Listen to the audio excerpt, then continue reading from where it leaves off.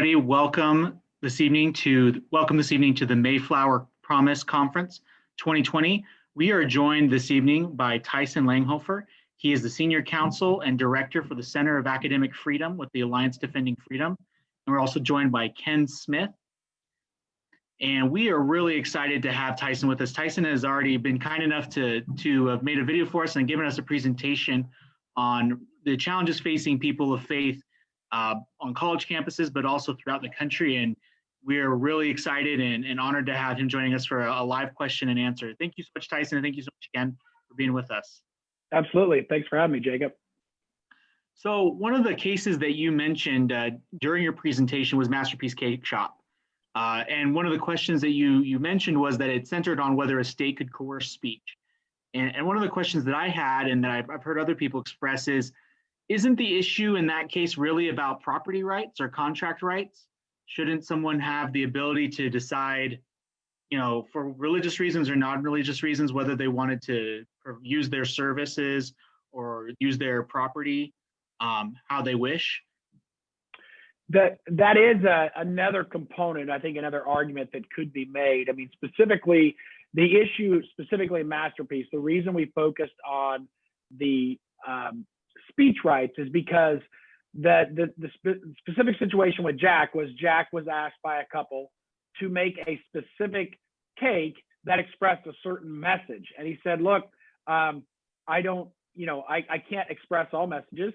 I'll sell you anything off the shelf. I'll do other business with you. I'll engage in contracts with you that doesn't force me to express messages that are different than what my conscience allows me to express. And so, to a certain extent, you could argue also that there is some contractual right not to engage in certain conduct or certain activities that might violate your beliefs.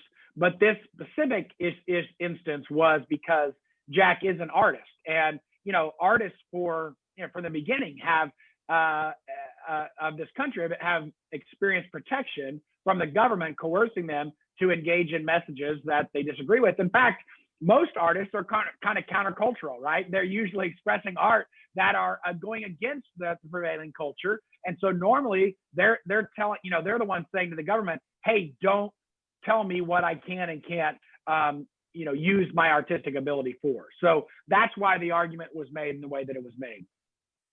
Awesome. And so one question we've had from the viewers is, how have arguments for private property rights held up in the courts concerning religious freedom concerns?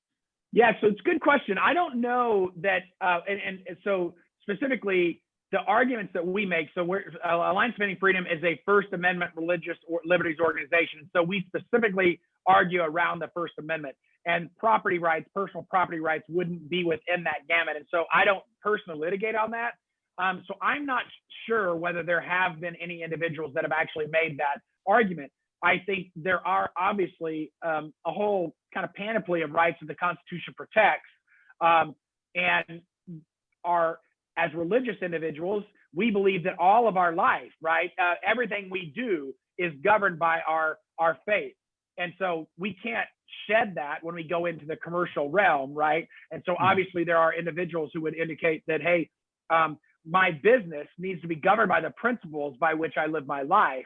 But the majority of the arguments have been made under the First Amendment rather than contractual rights, although I suppose I could see some of those. Now, one of the things you'll see, though, is obviously the majority of these arguments are surrounding public accommodations.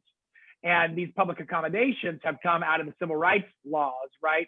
And they've indicated that the state has such a compelling interest in eradicating certain discrimination that they are, it may be infringing. They kind of acknowledge that it infringes on your rights, but they're saying that their compelling interest in eradicating discrimination overrides that. Now, obviously, we believe, and we've argued successfully, that the First Amendment rights are not overridden by that interest, especially when in the situation with Jack, when he wasn't discriminating against any individual. He was simply saying, I can't express all messages. Awesome. And so another question that comes up, especially more kind of around education, you hear this on college campuses a lot, is about hate speech. And a lot of times people will say that people of faith try to try to hide their hate speech or their hateful bigotry behind religious beliefs or religious values. Can you kind of explain to our audience, is hate speech something real? Is it something protected by the First Amendment? And if not, how can people of faith kind of navigate when they're confronted with people who like to talk about hate speech? Sure. It's a great question. I agree. That is the charge that's typically levied against individuals when they express their faith is that they're being hateful. So the bottom line is that the Supreme Court is very clear in their jurisprudence that there is no, quote, hate speech exception for the First Amendment. Now, but we need to be clear about that. The reason why there's no hate speech exception is because there is no definition of hate speech, because the definition of hate speech is by itself subjective, right? And whenever I think about this, I'm always reminded of the great kind of colloquy from Through the Looking Glass with Lewis Carroll, when Alice was talking to Humpty Dumpty, and he says, Humpty says, when I use a word in a rather scornful tone, it means just what I choose it to mean, neither more nor less. And the question is, said Alice, whether you can make words mean so many different things. Humpty Dumpty responds, the question is, which is to be the master? That's all. And so, when you talk about hate speech, I really am reminded of that, because the term hate speech means just what people choose it to mean, neither more nor less, right? And so the Supreme Court just in 2016 issued this ruling in Mattal versus Tam, when it said that speech that demeans on the basis of race, ethnicity, gender, religion, age, disability, or any other similar ground is hateful. But the proudest boast of our free speech jurisprudence is that we protect the freedom to express the thought that we hate. Now, the question is, what is protected speech? And the reason we don't have a hate speech exception, even though we can all agree that certain speech would be deemed hateful, but we can't exclude speech from protection simply because we believe it's hateful. And that's because the person making that decision is always going to be a human. And we all have our own prejudices. We all have our own biases. We all use discretion to determine what's hateful and what's not. And when you look at the countries that have hate speech laws, they all have blasphemy laws as well, right? Western Europe is rife with blasphemy laws. And so they're telling people, you can't say something because that's against that other person's religion. When you have all these different religions, have all these different beliefs, well, you can't hardly say anything against anything, right? When you have these blasphemy laws. And in those Western European countries, you also have reports of just social media posts where the police are coming to their door, investigating a mere social media post, not targeting anybody, not saying I'm going to engage in violence, just expressing an opinion that is contrary to the prevailing orthodoxy. So the reason that the Supreme Court has been so clear that, look, we have to protect speech that we deem ourselves personally hateful, because if we don't, then eventually our speech is going to be the target of that. And there is no subjective ability, there's no objective way to determine what is hateful and what's not. And I could go case after case after case where some of our clients were saying objectively reasonable scientific facts. And they're now being called out and saying that's hateful, and you shouldn't be able to even state what's called scientific fact. And so that's the reason that we have to draw this hard line, not just to protect religious individuals, right? Because this protects everybody. And going back to Masterpiece Case Shop, the principle that we espouse, it protects the lesbian, T-shirt owner that doesn't want to, print a T-shirt that has a message that expresses, messages she believes are contrary to her LGBT beliefs. So this isn't an ideological issue. This should span the spectrum. And the First Amendment, it shouldn't be controversial from that aspect, because it's no respecter of persons.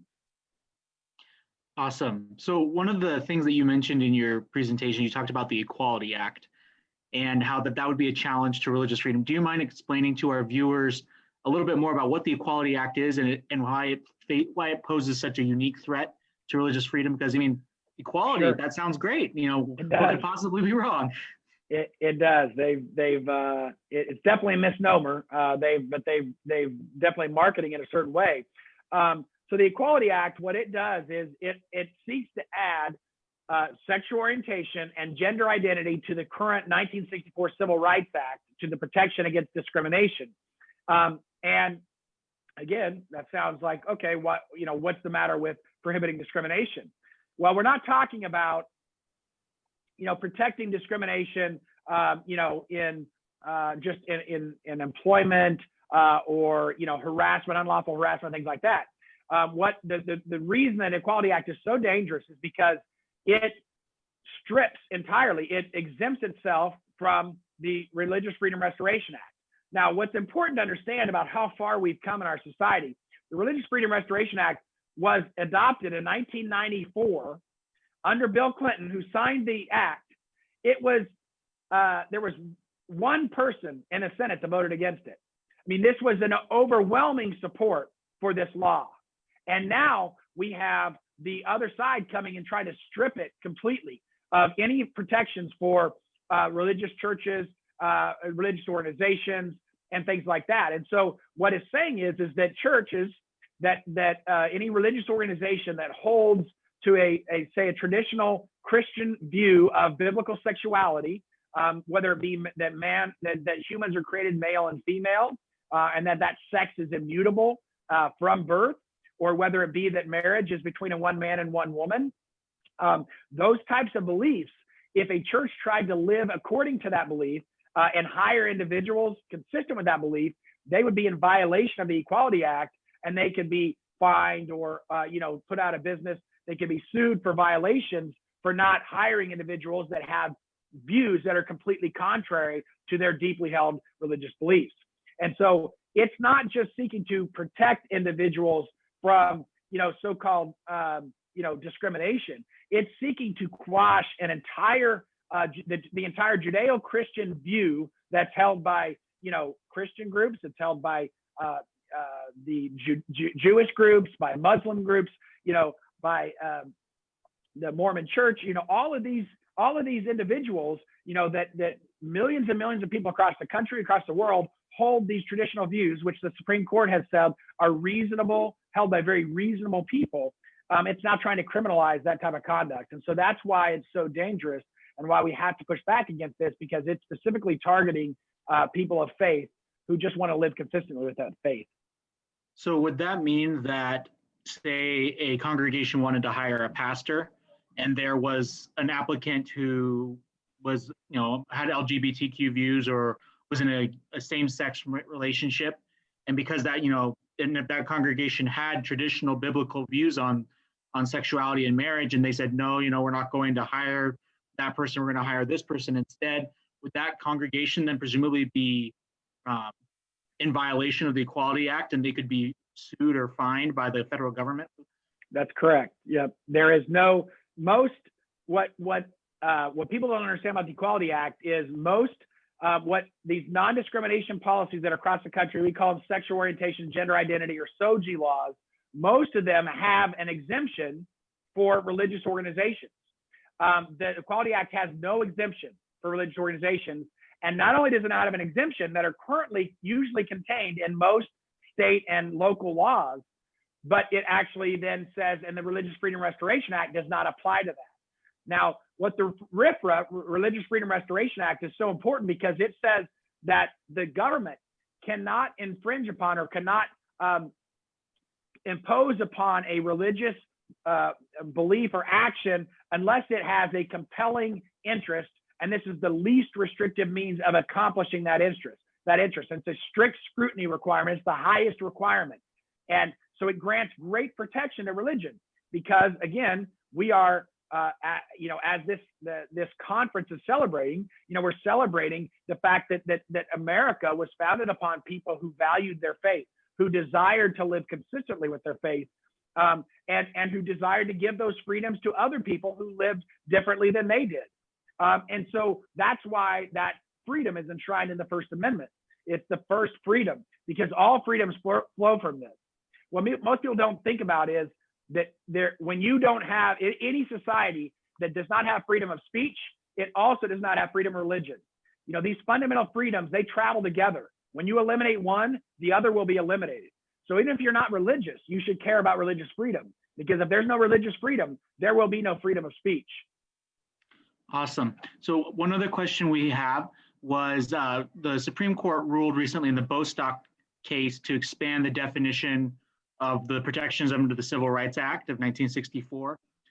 What challenges does that potentially pose to people of faith? Is it kind of fall into the same line as the Equality Act, or is there a difference between the Bostock decision and what that establishes and what you were just talking about? Sure. So, you know, that the Bostock decision is a little bit, you know, we believe it's a little bit limited to the to a Title VII employment action. And so what it held was under Title VII, which deals with employment discrimination for certain size employers, that if you're a certain size employer, that as that employer, you cannot discriminate. And it used to be, you know, under the statute, it was defined as sex. It said you cannot discriminate on the basis of sex.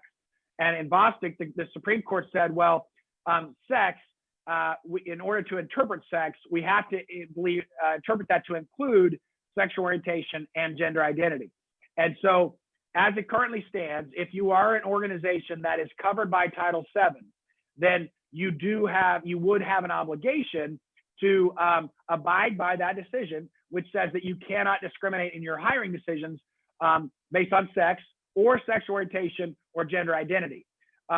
There are obviously some protections for some religious organizations, both under RFRA, the Religious Freedom Restoration Act federally, and then maybe some state protections depending on the state you're in. So there are obviously threats that are created by the Bostock decision, but you know, hopefully many organizations would be covered by the existing protections, but that's what the Equality Act is seeking to strip away. Now, you know, I just want to say that the important thing about this isn't about religious organizations seeking to discriminate against individuals in their hiring. What we're talking about is individual religious organizations being able to hire people that are willing to sign their statement of faith, that are willing to say, yes, I agree with your belief about, you know, about what it means to be human, what it means, you know, what's man's relationship with God, you know, what it means to obtain salvation, all of those things. If we can't, you know, many of those are bound up in our beliefs about sexuality and whether we're created in the image of God and things like that, and that marriage is a sacred institution created by God. So if you're forced to hire somebody who doesn't espouse those beliefs, you know, then that is obviously going to affect your ability to carry out your mission in a way that's consistent with your beliefs. So that's what we're talking about, is protecting the ability to carry out that mission, not that organizations are seeking to discriminate against individuals who have different beliefs about them, you know, because of who they are, you know, and who they're attracted to. Awesome. So we know that you're preparing for a Supreme Court case of your own right now. And one question we had is, besides that case, what other issues or cases are keeping you up at night when it comes to religious freedom? Well, we just argued one today at the 8th Circuit, and we represent a professor at Shawnee State University named Professor Nick Merriweather. And Nick's been there for 20 years. He's a wonderful professor. The students love him. He teaches religion and philosophy. And a couple of years ago, he had a male student in class who demanded he refer to him as a female. And Nick said, look, I can't do that, but I'll just call you by your name. I'll just avoid the use of pronouns. And that unfortunately was not good enough for the student or the university. And the university punished him and said, if you do not speak messages that you disagree with, if you do not call a male a female that you, even though you believe is inaccurate, then we're going to punish you. And if you keep doing it, we're going to fire you. And so we argued that today. And you know, that's a huge issue we're talking about, because the bottom line is there is a big divide over what people believe about sexuality, human sexuality. What does it mean to be human? But I believe in a diverse society like ours, that we can get along, that we can have diverse beliefs and still treat each other with dignity. That student remained in Dr. Merriweather's class for the entire semester. He got a good grade. He participated widely, and he had no other problems with Dr. Merriweather other than that one thing, that he would not speak the one word that student wanted him to speak. And that type of thing keeps me up at night, because if we as individuals cannot live consistently with our faith, if a man who's served faithfully for 20 years and loves students and treats them with dignity, but just doesn't want to say something he disagrees with, but we're in a bad place in society. And especially because I just want to make this clear, Dr. Merriweather believes that the transgender ideology is harmful to students. He believes that modifying a healthy body and pumping it with hormones and things like that, and all the things that does, that harms the person rather than helping them conform the mind to the body. And so it's not out of animosity or animus that he's doing this. He believes that that's best for the student. Now, the student can do whatever he wants. He's an adult, and we're not trying to say he can't. But all we're asking is that the professor be given the same rights as the student to not speak something that he's forced to do. And so I think on the issue of sexuality, it's very divisive. But I think that there is a way to live in a pluralistic society and allow us both to live according to our own conscience. So what steps should students, obviously you can't comment on specific cases because there's so much information that goes into a specific case, but what kinds of things should students look out for when they're on a public university? What kind of rights do they have? And what's the best way for them to conduct themselves so that they can live out their faith and then know if something's happening, what's wrong, and know how to stand up for their rights when they're— Sure. So we typically see 4 types of policies that are used to suppress student speech, and typically conservative or religious student speech. And one of them would just be a speech zone, where it says on the college campus, you can only speak in this one area. Usually what it's done is it's used to keep that they put the people there that they don't really want to hear them speak. They usually say, well, go over there, and they'll let the other people speak over here. So they got this discretion. And so if your college is telling you can't speak in an open area of campus, then that's probably a violation of your rights, and you should pursue that a little bit. And again, the case you just mentioned that we're going to argue at the Supreme Court next month or in January is Chike Uzabunam. And Chike, was just as a man of faith. He's a Christian. He desired to share his faith with other students. But even when he went to the speech zone, he was told he couldn't keep speaking there because some students were offended by that. And that's a problem. And so that's the other type of code, is a speech code. And if a student is punished for just saying something that somebody disagrees with, or they say they're offended, then they should look into that further. Now, again, we're not talking about speech that is actually, actual harassment. The Supreme Court has defined harassment to be, if it's pure speech, we're not talking about physical, assault or anything like that, pure speech, it has to be objectively offensive, subjectively offensive, it has to be severe, pervasive, and so severe and pervasive that it deprives another person of an educational benefit.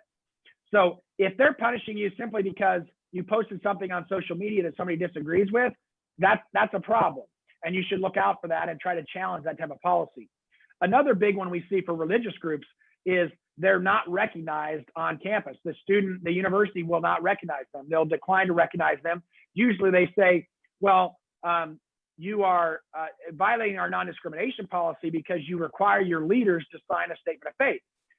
But again, how can you have an association that is designed to promote certain views if you can't make your leaders adhere to those beliefs?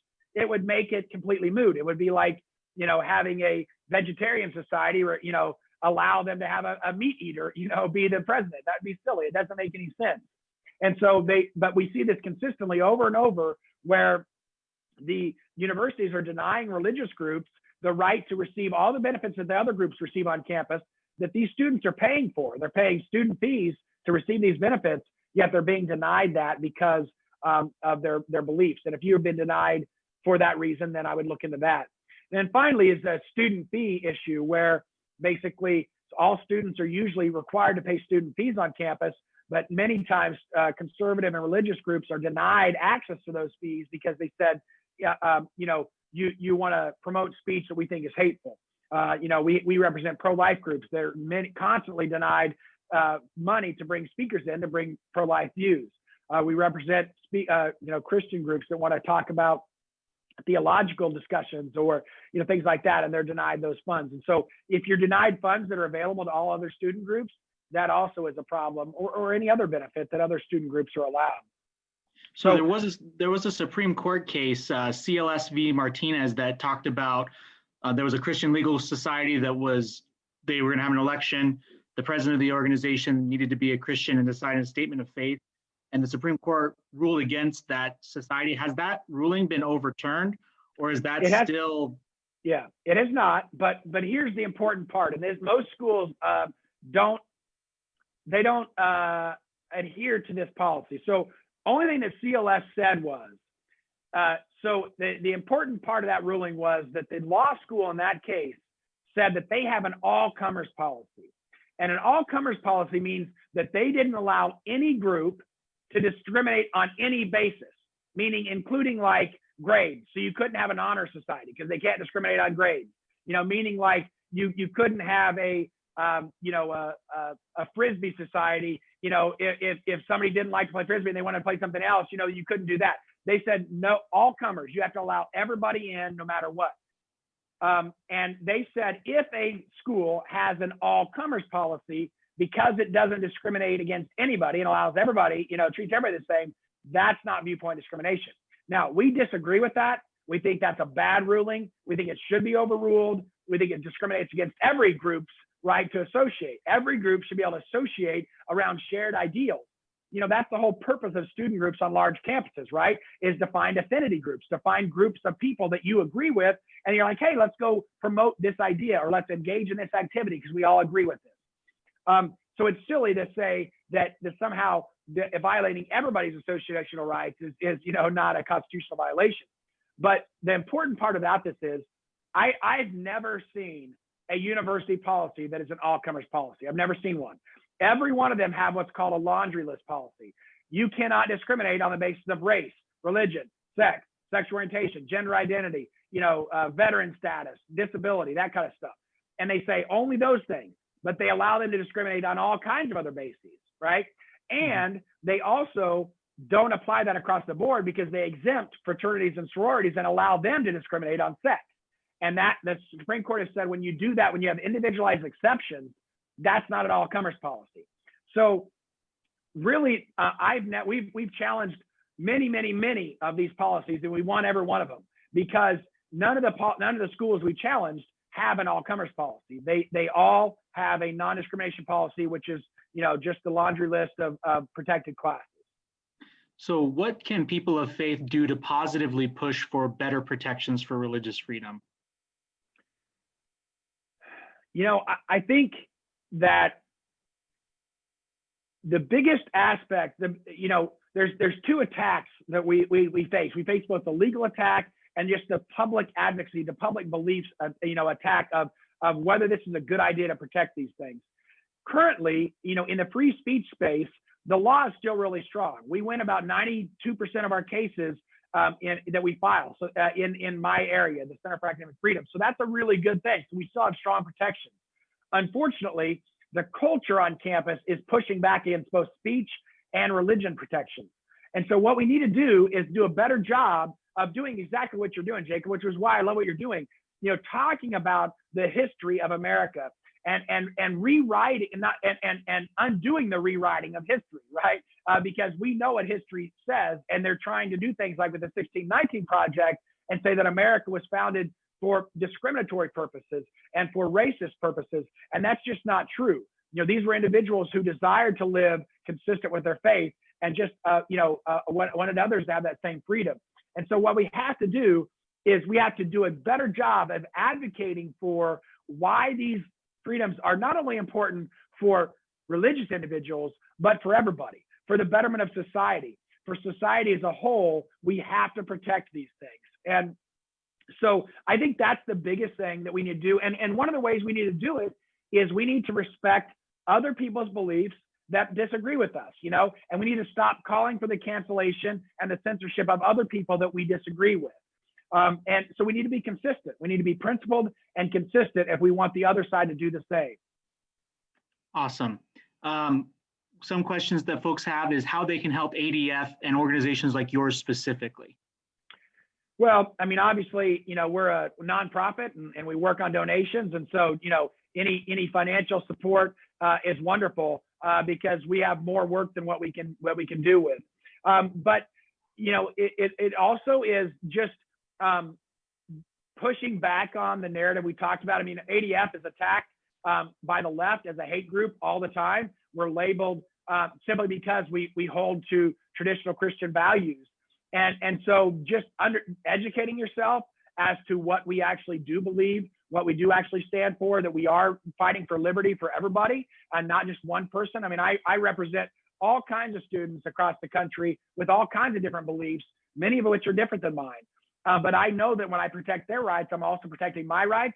And I've got 5 kids. I've got two in college right now, and I want them to have the same freedom that I had when I was younger. And so I think when you promote the message that we promote, when you get involved in things like the Mayflower Promise Conference, and when you share those videos, and when you talk about it, and when you engage in dialogue civilly, you're promoting those values.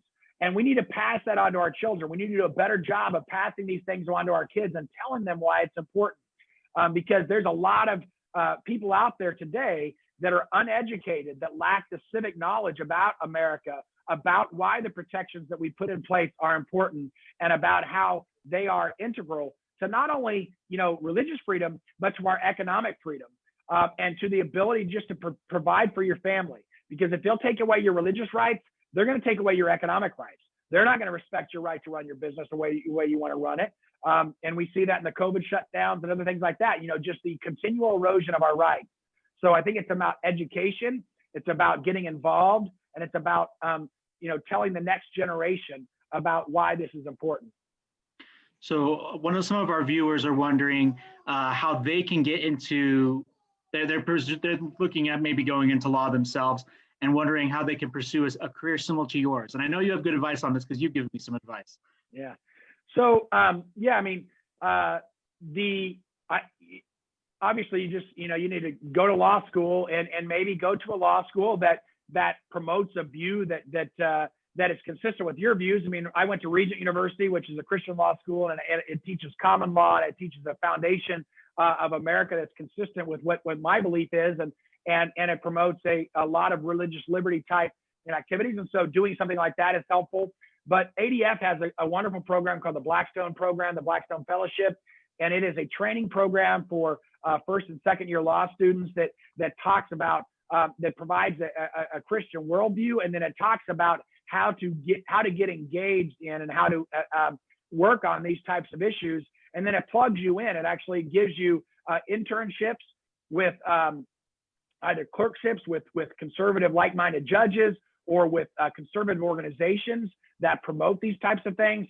And it gives you a network of individuals that have similar beliefs that will allow you to go out into the workplace and carry these values forward. And so, I would recommend, getting involved in, the Federalist Society has wonderful programs as well. Great training in law school. Hook up with those individuals and start honing your skills and start listening to people that know about these issues, and then just try to get involved. I mean, I've had people reach out to me and say, "Hey, I know you don't have an internship, but what can I do for you?" And we've figured out ways to do internships and things like that. And so there's a lot of ways to get involved. You just have to be willing to pursue it, and you have to be willing to be to kind of persevere, because it's a pretty narrow area. There's not too many organizations that do it.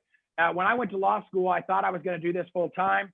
I ended up going back and practicing in private practice for about 15 years in Kansas, continued doing pro bono work for ADF, and eventually a position opened up where they wanted me to come on, and then I came on full time. So it might look a little different, but ADF has a program called the Allied Attorney Program, where if you're in private practice, we'll actually, you can be an allied attorney, you can work on these issues, and we actually provide grants to pay you to work on these issues.